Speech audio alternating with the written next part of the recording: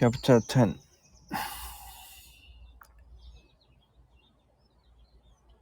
The week passed quickly.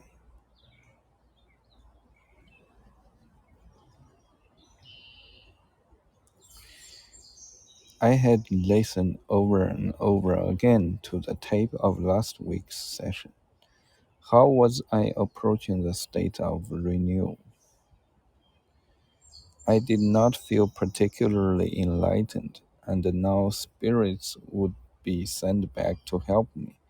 But what was I supposed to do? When would I find out? Would I be up to the task? I knew I must wait and be patient. I remembered the words of the poet's master: patience and timing. Everything comes when it must come. Everything will be clear to you in time, but you must have a chance to digest the knowledge that we have given to you already. So I would wait.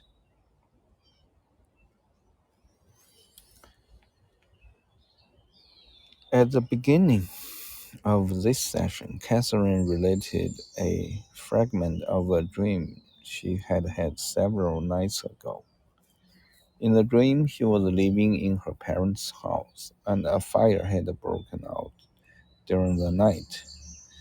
She was in control, helping to evacuate the house, but her father was dawdling and seemingly indifferent to the urgency of the situation. She rushed him outside. Then he remembered something he had left in the house, and he sent Catherine back into the raging fire to retrieve the object. She could not remember what it was. I decided not to interpret the dream yet, but to wait and see if the opportunity would arise while she was hypnotized. She quickly entered a deep hypnotic trance.这一章开头，他先讲了一点说，就是那个诗人 poet master 诗人的那个灵讲的一些东西，说要他有耐心和等待时机，但是他也不知道，要等待到什么时候，以及什么样的时机会到来。那 Catherine 呢，几天前做了一个梦，梦到他父母的房子着火了，然后呢，他爸爸好像对这个房子着火这件事并不是很着急。他们本来是已经离开那个着火的房子，但是他爸爸突然想起来他有什么东西忘在房子里面，他还让这个 Catherine 去那个烧火的房子里去拿那个东西，但是他已经不记得那个是什么东西。所以这个医生他觉得，暂时不要去对这个梦做太多的解释，而是说看看在他催眠状态是不是会有一些更多的信息。那他很快就进入了这个催眠的状态。I see a woman with a hood over her head, not covering her face, just on her hair. Then she was silent. Can you see that now, the hood? I lost it. I see some type of black material, brocade material with a gold design on it. I see a building with some type of structural point on it, white. Do you recognize the building? No. Is it a large building? No. There is a mountain in the background with some snow on the top of it. But the grass is green in the valley where we are at. Are you able to go into the building? Yes, it's made of some type of marble, very cold to the touch. Is it some sort of temple or religious building? I don't know. I thought it might be a prison. Prison? I repeated. Are there people in the building around it? Yes, some soldiers. They have black uniform, black with a gold shoulder pad, gold tassels hanging off, black helmet with some type of gold, something pointed and gold on the top of the helmet, and a red sash around the waist. Are there any soldiers around you? Maybe two or three. Are you there? I'm somewhere, but I'm not in the building, but I'm nearby. Look around, see if you can find yourself. The mountains are there, the grass and the white building. Are there other buildings too? If there are other buildings, they are not situated one. Near this one, I see one isolated with some type of wall built behind it. A wall? Do you think it's a fort or a prison or something like that? It might be, but it's very isolated. Why is that important to you? Do you know the name of the town or country where you are, where the soldiers are? I keep seeing Ukraine. Ukraine? I repeated, fascinated by the diversity of her lifetimes. Do you see a year? Does that come to you? Or a period of time? 1717, she answered hesitantly, then corrected herself. 1758. 1758. There are many soldiers. I don't know what their purpose is. With long swords that curve. What else do you see or hear? I inquired. I see a fountain where they water the horses. Do the soldiers ride horses? Yes. Are the soldiers known by any other name? Do they call themselves anything special? She listened. I don't hear that. Are you among them? No. Her answers were again a child, short and often monosyllabic. I had to be a very active interview. But you are seeing them nearby. Yes. Are you in the town? Yes.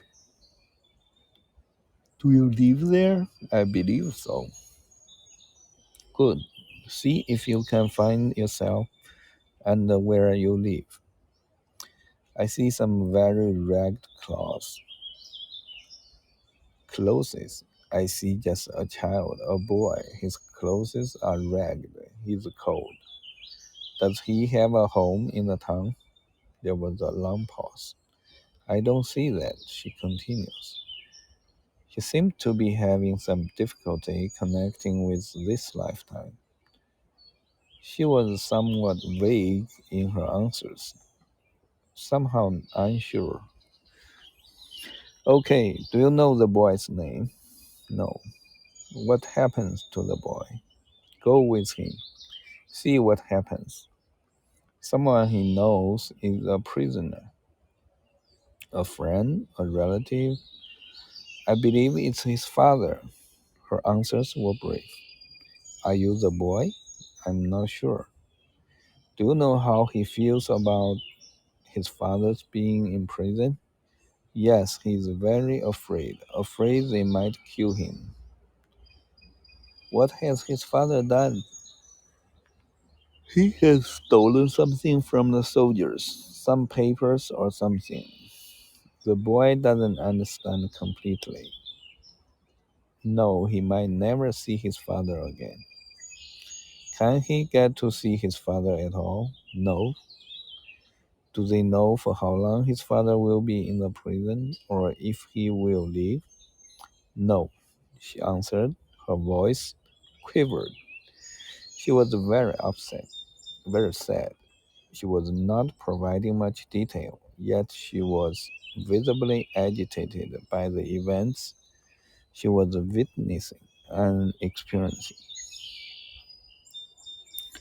You can feel what the boy is feeling, I went on. That kind of fear and anxiety. Do you feel it? Yes. Again, she was silent. What happens? Go ahead in time now. I know it's hard. Go ahead in time. Something happens.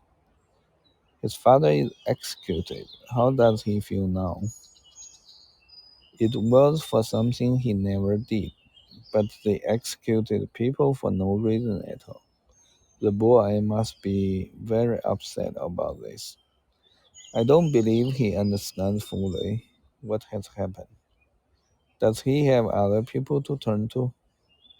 Yes, but his life will be very hard. What becomes of the boy? I don't know. He will probably die. She sounded so sad. She was again silent, then seemed to be looking around. What are you seeing? I see a hand closing around something. White. I don't know what it is. She fell silent again, and the minutes passed. What else do you see? I asked. Nothing. Darkness. She had either died or somehow disconnected from the sad boy who lived in the Ukraine more than 200 years ago. Have you left the boy? Yes, she whispered. She was resting. What did you learn from that lifetime? Why was it important? People cannot be judged hastily. You have to be fair with someone. Many lives were ruined by being hasty in our judgments. That boy's life was short and hard because of that judgment against his father. Yes, she was silent again. Are you seeing something else now? Do you hear anything? No. Again, there was a brief answer and then silence. For some reason, this brief lifetime had been particularly grueling. I gave her instructions to rest. 这一段他又进入了一世，这一世比较简短，是在1758年的乌克兰。然后呢，这是一个小男孩，他的父亲可能是被士兵抓起来处死了，然后这个小男孩也很快就死了。然后呢，这里面本来没有太多的故事，但是不知道什么原因，他就觉得这一世的这个特别的可怕。他很快就离开了这一世，进入了中间状态，他让他休息一下。Rest, feel peacefulness. Your body is healing itself. Your soul is resting. Are you feeling better? Rested. It was difficult for the little boy, very hard. But now you are resting again. Your mind can take you to other places, other times, other memories. Are you resting? Yes, I decided to pursue the dream fragment about the burning house. Her father's unconcerned dawdling, and his sending her back into the conflagration in order to retrieve something of his. I have a question now about the dream you had with your father. You can remember it now, it's safe. You are in a deep trance. Do you remember? Yes. You went back into the house to get something. Do you remember that? Yes. It was a metal box. What was in it that he wanted so badly to send you back into a burning house? His stamps and his coins that he saves. She answered, her detailed recollection of the dream content and the hypnosis contrasted dramatically with her sketchy recall while awake. Hypnosis was a powerful tool, not only providing access to the most remote, hidden area of the mind, but also allowing a much more detailed memory. Were his stamps and coins very important to him? Yes, But to risk your life to go back into a burning house just for stamps and coins? She cut me off. He didn't think he was risking it. He thought it was safe. Yes. Then why didn't he go back instead of you? Because he thought I could go faster. I see. Was there a risk to you, though? Yes, but he didn't realize that. Was there more meaning to that dream for you? About your relationship with your father? I don't know. He didn't seem to be in much of a hurry to get out of the burning house. No. Why was he so leisurely? You were fast, you saw the danger. Because he tried to hide from things. I seized this moment to interpret part of the dream. Yes, it's an old pattern of his. And you do things for him like fetching the box. I hope he can learn from you. I have a feeling that the fire represents time running out, that you realize the danger and that he doesn't.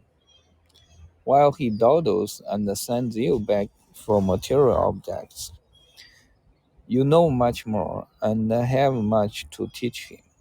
But he doesn't seem to want to learn. No, she agreed. He doesn't. That's how I see the dream. But you can't force him. Only he can realize this. Yes.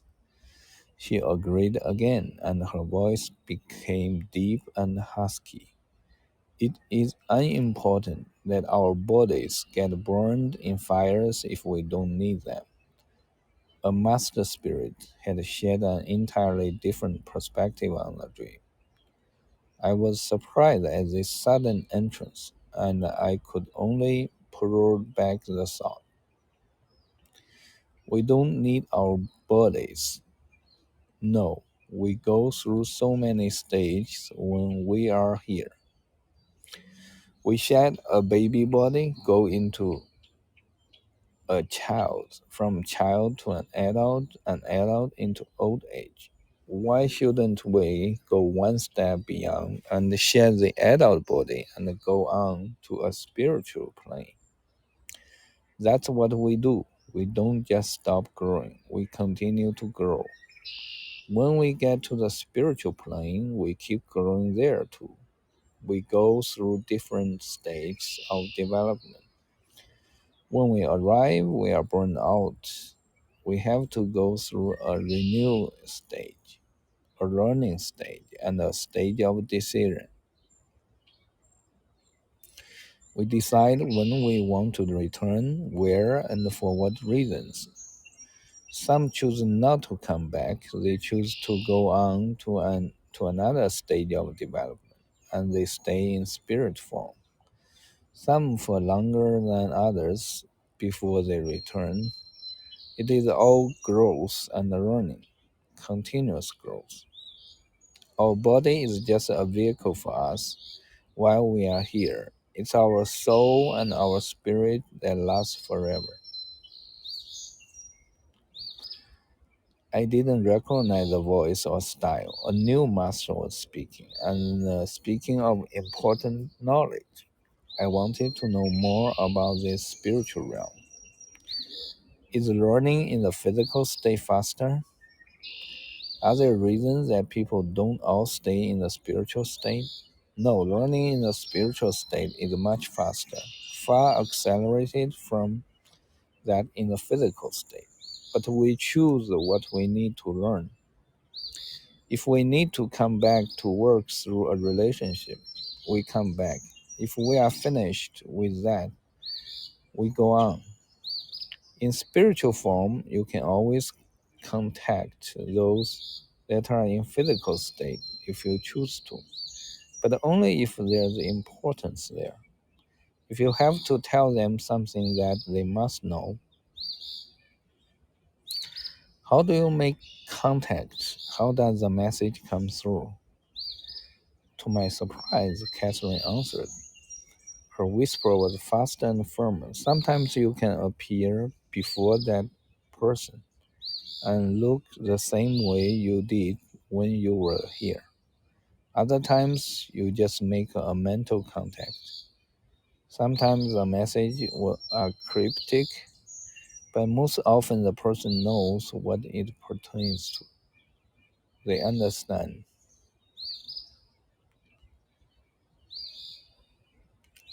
It's a mind-to-mind contact. I spoke to Catherine.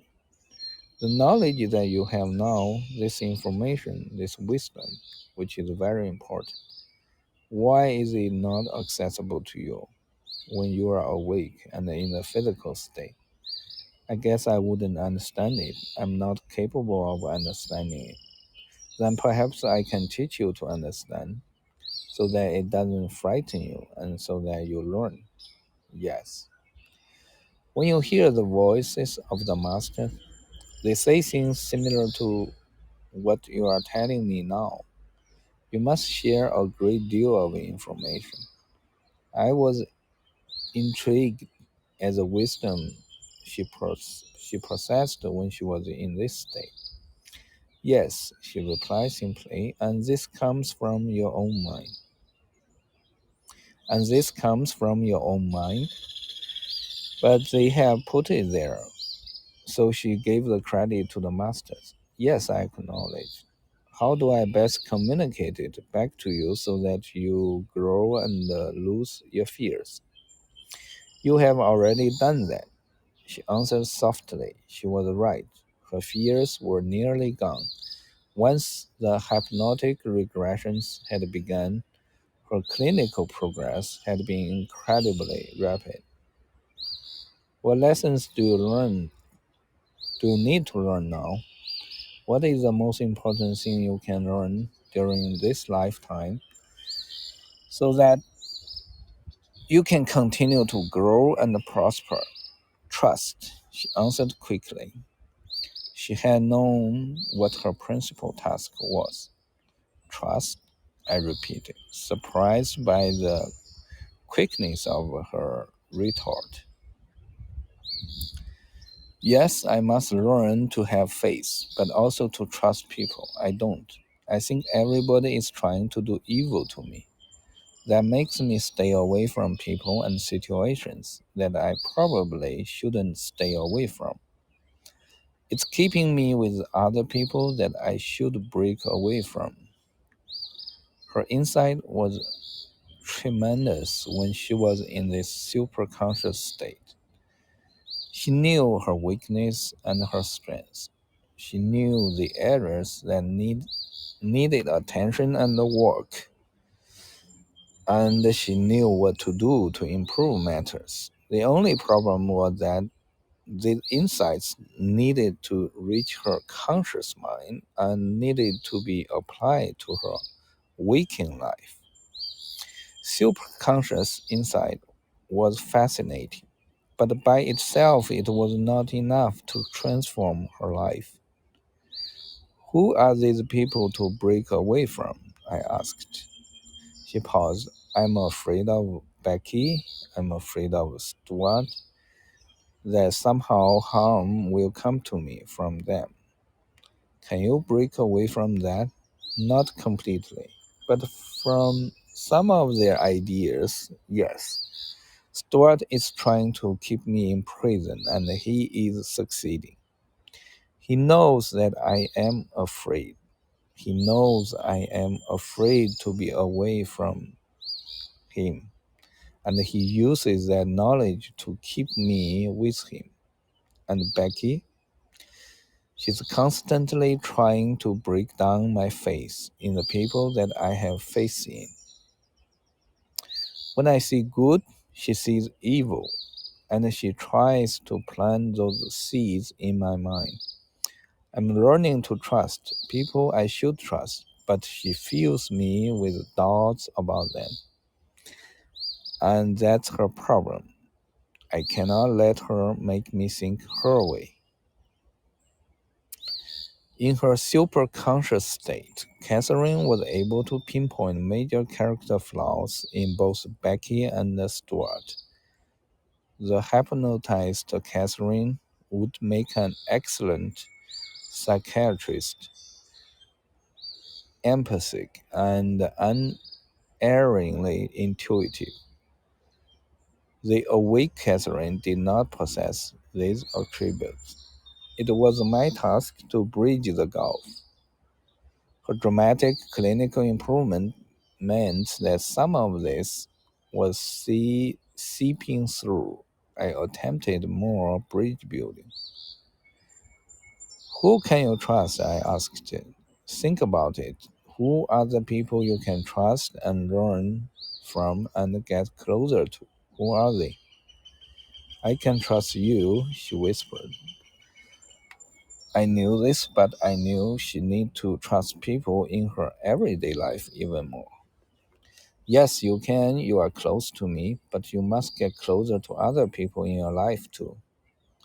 People who can be with you more than I can.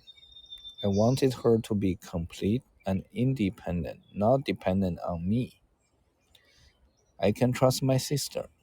I don't know the others. I can trust Stuart, but only to a certain contact extent.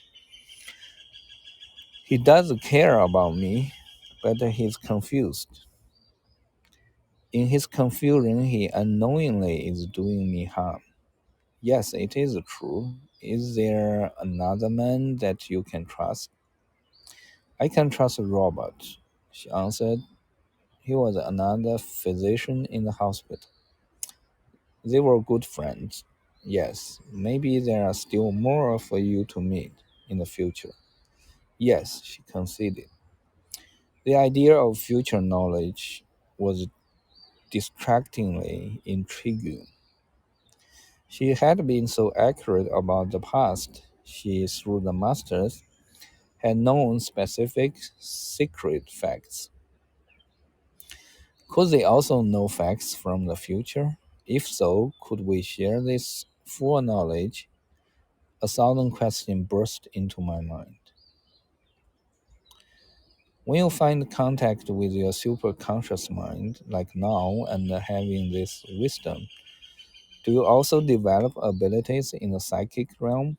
Is it possible for you to look into the future? We have done much in the past. That is possible, she conceded. But I see nothing now. Is it possible? I echoed. I believe so. Can you do this without being frightened? Can you go into the future and obtain information of a neutral sort that will not be frightened to you? Can you see the future? Her answer was swift. I don't see that. They will not allow it. I knew he meant the masters. Are they around you now? Yes. Are they talking to you? No. They monitor everything, so being monitored, she was not permitted to peer into the future. Perhaps we had nothing to gain personally from such a glimpse. Perhaps the adventure would have made Catherine too anxious. Perhaps we were not yet prepared to cope with this information. I did not push it. The spirit that was around you before. Gideon. Yes. What does he need? Why is he near? Do you know him? No, I don't believe so, but he protects you from danger. Yes, the masters. I don't see them. Sometimes they have messages for me, messages that help you and help me. Are these messages available to you even when they are not speaking? Do they put thoughts in your mind? Yes. Do they monitor how far you can go? What you can remember? Yes. So there is a purpose in this explanation of lifetimes. Yes, for you and for me to teach us, to bring us the disappearance of fear. There are many ways of communication. They choose many to show that they do exist. Whether Catherine was hearing their voices, visualizing past images and vistas, experiencing psychic phenomena, and having thoughts and ideas placed in her mind, the purpose was the same to show that they do exist, and even beyond that, to help us, to aid us on our path. by providing insights and knowledge to help us become godlike through wisdom. Do you know why they have chosen you? No, to be a channel. This was a delicate question since the awake Catherine could not even listen to the tapes. No, she softly whispered. Does it frighten you? Sometimes, and other times not? Yes. It can be reassuring, I added. We know now that we are eternal, so we lose our fear of death. Yes, she agreed. She paused. I must learn to trust. She had returned to her lifetime's major lesson. When I'm told something, I must learn to trust what I am told. When the person is knowledgeable, certainly there are people not to trust, I added. Yes, but I'm confused, and the people I know I should trust, I fight against that feeling, and I don't want to trust anybody. She was silent as I again admired her insight. Last time we talked about you as a child in the garden with the horses. Do you remember your sister's wedding? A little. Was there more together from that time? Do you know? Yes. Would it be worthwhile to go back now and explore it? I won't come back now. There are so many things in a lifetime. There is so much knowledge to attain from each lifetime. Yes, we must explore, but it won't come back now. So I turned again to her troubled relationship with her father. Your relationship with your father is another area, one that has affected you deeply in this life. Yes, she answered simply. Is it another area to explore yet too? You've had much to learn from this relationship. Compare it to the little boy in the Ukraine who lost his father at an early age, and this loss did not happen to you this time. And yet, having your father here, even though certain hardships were less,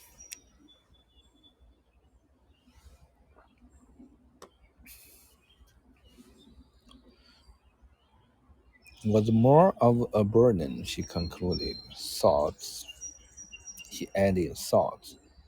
What thoughts? I sensed she was in a new area. About the anesthesia. When they give you anesthesia, can you hear? You can still hear. She had answered her own question. She was whispering rapidly now, becoming excited.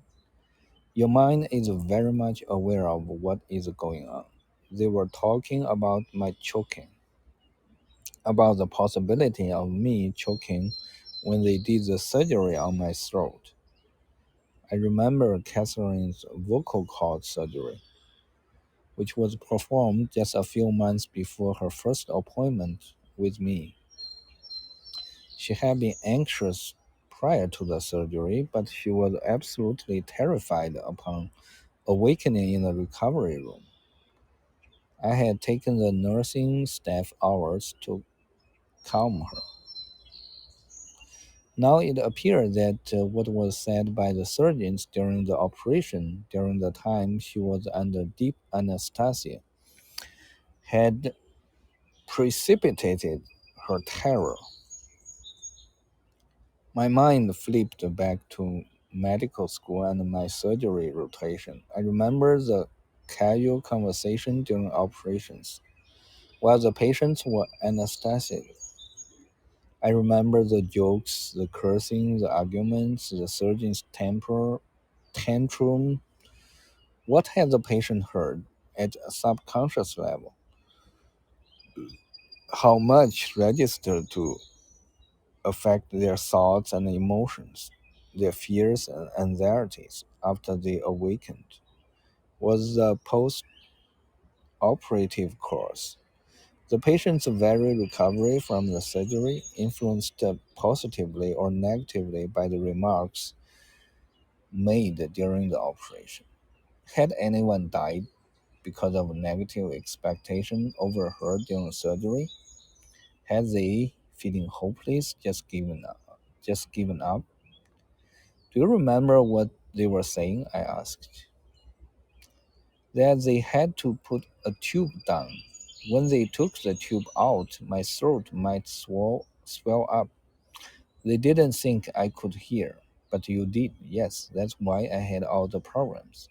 After today's session, Catherine no longer had any fear of swallowing and choking. It was as simple as that. All the anxieties, she continued. I thought I would choke. Do you feel free? I asked. Yes, you can reverse what they did. Can I? Yes, you are. They should be very careful of what they say. I remember it now. They put a tube in my throat, and then I couldn't talk afterward to tell them anything. Now you are free. You did hear them. Yes, I heard them talk. She fell silent for a minute or two, then began to turn her head from side to side. She seems to be listening to something. You seem to be hearing messages. Do you know where that message came from? I was hoping the masters would appear. Someone told me, was her cryptic answer. Somebody was speaking to you, but they are gone. I tried to bring them back. See if you can bring back spirits with a message for us, to help us out. They come only when they want to, not when I choose, she answered firmly. You don't have any control over it? No, okay, I conceded. But the message about the Anastasia was very important for you. That was the source of your choking. It was important for you, not me, she retorted. Her answer reverberated through my mind. She would be cured of the terror of choking, yet this revelation was nevertheless more important for me than for her. I was the one doing the healing. Her simple answer contained many levels of meaning. I felt that if I truly understood these levels, these resonating octaves of meanings, I would advance a quantum leap into the understanding of human relationships. Perhaps the helping was more important than the cure. For me to help you, I asked. Yes, you can undo what they did. You have been undoing what they did. She was resting. She had both learned a great lesson. 哇，这一章怎么这么长？我是最后一段。Shortly after her third birthday, my daughter Amy came running over to me, hugging me around the legs. She looked up and said, Daddy, I've loved you for 40,000 years. I looked down at her little face. I felt very, very happy. OK， 这一章比较长，但是 OK， 现在这章主要讲，